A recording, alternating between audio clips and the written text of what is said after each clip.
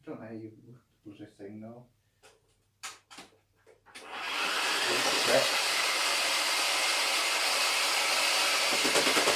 Whoa! Look at that! Oh, look at that!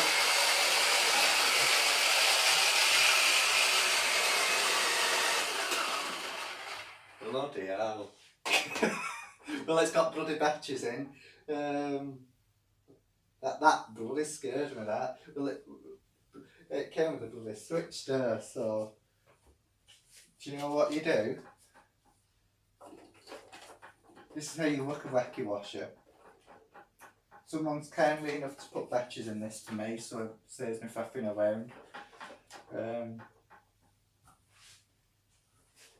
This is how you work a wacky washer.